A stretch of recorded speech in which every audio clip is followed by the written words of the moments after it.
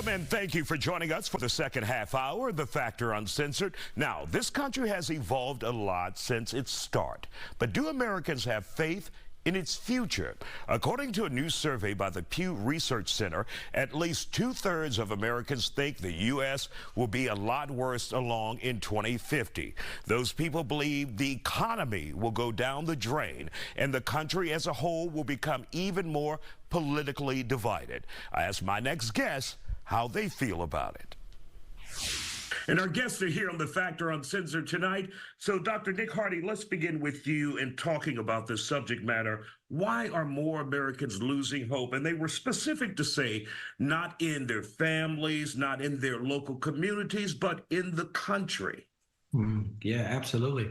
Well, I think one, we're just inundated with all type of negative imagery online. And so negative news obviously gets the press, it's front and center. And so it's easy if someone is disconnected from the reality of what's happening, all the good that's happening in society and lives online, for them to have a negative perspective about the future and the way and the direction that the country is going. So you think social media plays a significant role in this if people are constantly scrolling and we tend to gravitate towards the negativity that's out there? Yeah, and I don't want to just blame it all on social media, but I do think not only is it social media, but sometimes it's the lack of interaction and personal connections that we have as a result of spending too much time online. It's almost like we're more concerned with posting about life than actually living life. And so that obviously just shows up in terms of just how we feel about the future. And Layla, that would be your generation, right? Well, Just all that time online on social media. But do you find that there's some hopelessness from your fellow young people when it comes to the country and not more so their families, their lives, their community? Hell yes, Isaiah. There's a reason why there's a huge percentage of my people, my generation, moving overseas and being expats. Is because it's very stressful in this current economy that we're in, and we don't see it getting any better. I'm still waiting on my $10,000 on my student loans, Isaiah. You need to help me fight this. You know what I mean? Yeah. So I think a lot of us are just at a point where we are stressed, we're overworked, we're not appreciating, the people around us or the beautiful moments or being able to take vacation. So what's better than being able to work remote in a different country for a lot less and make our dollar stretch? So I think that plays a huge part in our mental health and our finances and what we see in the future. So we're no longer retiring at 65, we're trying to retire at 40.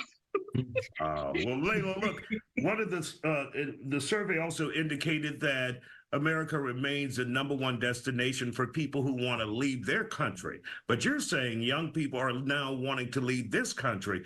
But what if you're cut off from that American salary and you have to live on that other country's salary? I think you'll see an about face on all of that. Did you just do a plot twist on me on purpose? Like, yes, I did.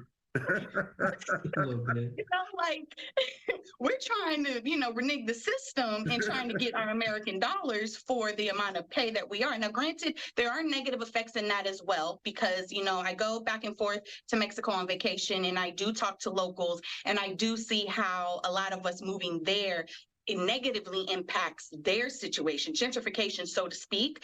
But I think that if the roles were reversed, I still think that if I had a better healthcare system, I would take getting paid less than to have a better healthcare system and to be happier.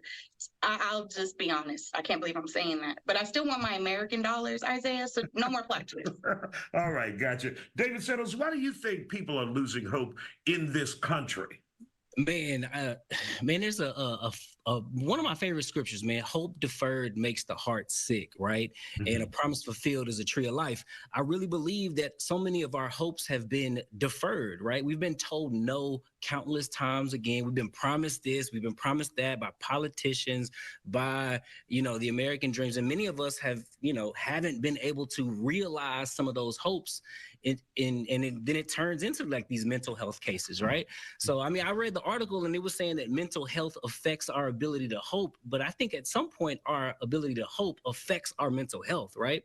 So those promises unfulfilled leaves us kind of depressed and distraught and frustrated. And it's like, all right, bet. Well, let me go ahead and take some of them trips that Layla taking to Mexico and see what's going on there. And David, do you feel some of that hopelessness? At times, absolutely. Certainly, whether it's the cost of living constantly going up and the minimum wage not following it, you know what I'm saying? And it's becoming harder and harder. I read an article the other day that said that middle class is now somewhere around $125,000 a year. I was like, dang, I remember when I first hit six figures, I thought I made it. Now you're telling me I'm not. Well, and to correct you, David, they said $150,000 is now lower middle class. Lower middle class. Lower middle class. Look, the humble word once again. Thanks, Isaiah. What am I? I'm the Grim Reaper on here today. But Dr. Hardy, when you hear young people, these two individuals and many others out there, echoing these same sentiments, your thoughts on what it will take to get the confidence back in America for young people? Yeah, absolutely. Well, I think the confidence starts with you as an individual. I mean, again, one of the things that's super important is being able to identify what you can control and what you can't. What's happening in the political landscape, obviously we can vote, and so we do have a major influence on that. But there is a certain degree of things that are outside of our control. And I think the more we live there, the less we focus on what we can control, which makes our life seem more out of control. And so focusing on what's around you, what you can see, what you can touch, and some of those immediate relationships. And again, I think what that does is just change our overall perspective on the future of where we're headed. And that poll indicated that people have a lot of hope in family right around you, in community right around you. Yeah. And that would reflect what you're just saying, Dr. Hart. Absolutely. And that's why I think we just lean into that. I mean, again, we become concerned with things that we may never experience personally. And not to say that we should just be selfish and only consume with what affects us, but you really have to guard where you spend your time, energy, and effort.